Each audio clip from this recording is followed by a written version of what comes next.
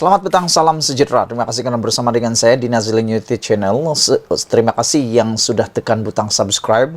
Tapi yang belum lagi, tekan butang subscribe untuk mendapatkan isu-isu terkini dari channel ini. Baik, tak nak panjang cerita, aku nak cerita dengan kamu apa inti pemerintahan Anwar Ibrahim yang paling kita suka. Oke, sebelum pembentukan kabinet, inilah yang harus kita tahu.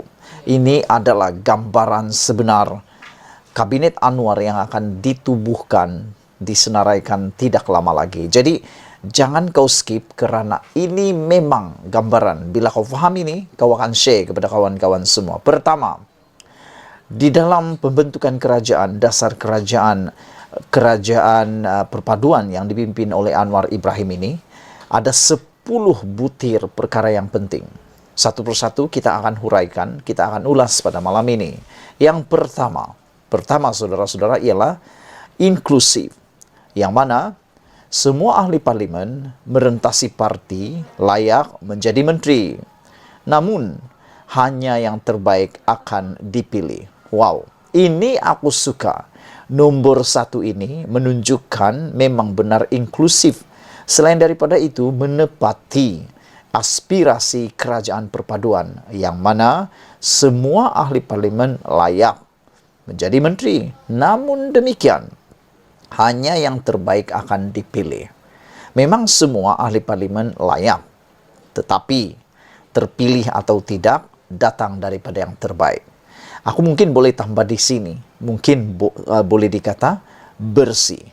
Itu yang pertama, saudara-saudara sekalian. Yang kedua adalah menteri kalangan teknokrat, bukan kleptokrat. Ingat betul-betul, bukan kleptokrat, tetapi teknokrat.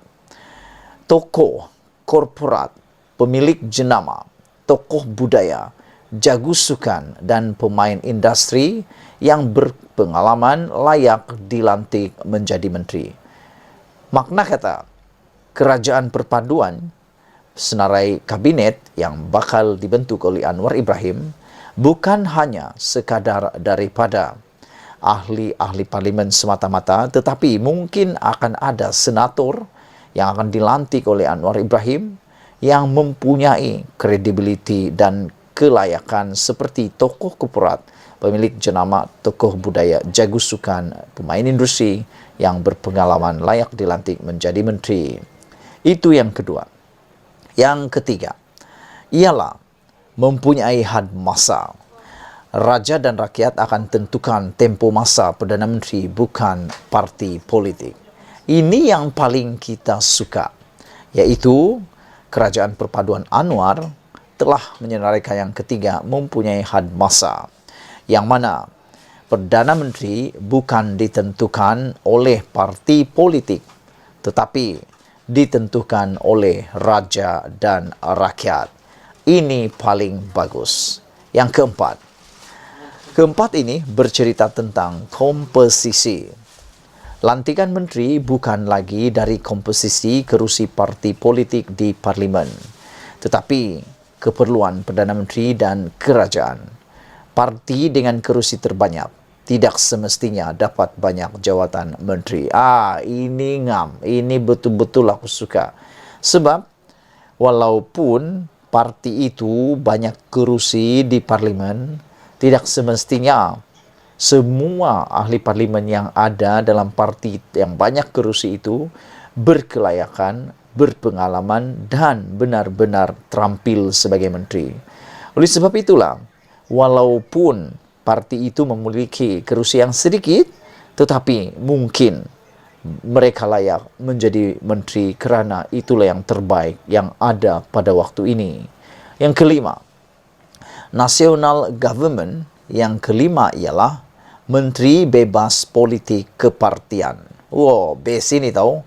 Menteri yang dilantik bebas dari pengaruh parti politik masing-masing. Menteri membawa aspirasi rakyat, bukan ideologi parti. Ini aku suka.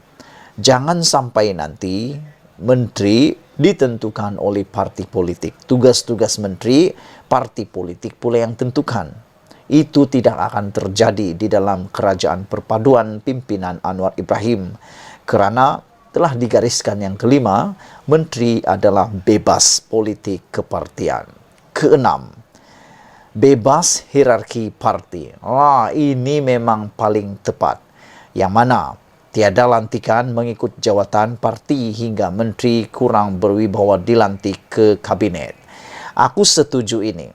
Tadi petang aku sudah ulas. Ada yang cadang Zahid Hamidi layak menjadi timbalan Perdana Menteri. Walaupun sebenarnya menurut pendapat saya beliau tidak layak menjadi timbalan Perdana Menteri walaupun hierarkinya sebagai Presiden UMNO. Hal ini karena beliau masih lagi terpalit dengan kes-kes mahkamah. Selain daripada itu, kestabilan beliau sebagai Presiden UMNO pun masih tidak terjamin. Dan seperti yang dikatakan oleh kerajaan perpaduan ini, tiada lantikan mengikut jawatan parti hingga menteri kurang berwibawa dilantik ke kabinet, yaitu bebas hierarki parti. Yang ketujuh, manifesto. Dalam national government, manifesto ialah Perdana Menteri bekerja tanpa ikatan mana-mana manifesto yang tidak masuk akal. Kamu ingat ada satu manifesto yang datang di Sabah, dia ucap di dalam ucapan umumnya dalam kempen, dia kata akan bina jalan raya daripada emas.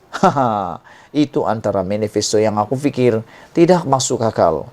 Oleh sebab itu, national government menulis yang ketujuh, Perdana Menteri bekerja tanpa ikatan mana-mana manifesto yang tidak masuk akal. Ke-8, saudara-saudara sekalian, national government di bawah Anwar Ibrahim menggariskan keadilan. Kerajaan akan diwakili komposisi kaum yang saksama mengikut demografi kaum di Malaysia, bukan dominasi kaum di parlimen atau di parti.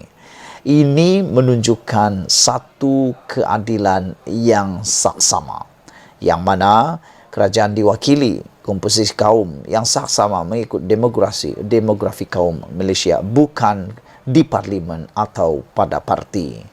Garis panduan yang ke-9, gangguan parti.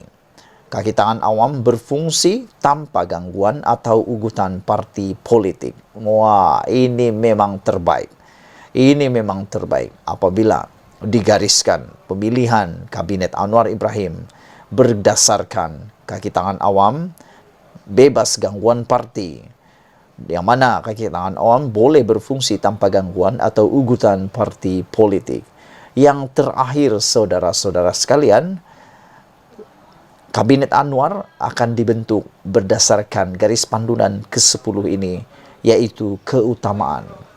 Kerajaan utamakan rakyat, bukan lagi parti politik. Inilah yang terbaik. Inilah yang terbaik yang kita kehendaki dibina dan diasaskan oleh Anwar Ibrahim.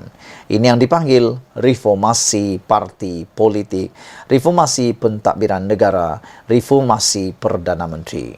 Saudara-saudara, aku telah kongsikan dengan kamu semua 10 garis panduan senarai kabinet pada hari esok. Malaysia kita punya, kita jaga sama-sama, cintai Malaysiaku. Tekan butang subscribe. Bye-bye.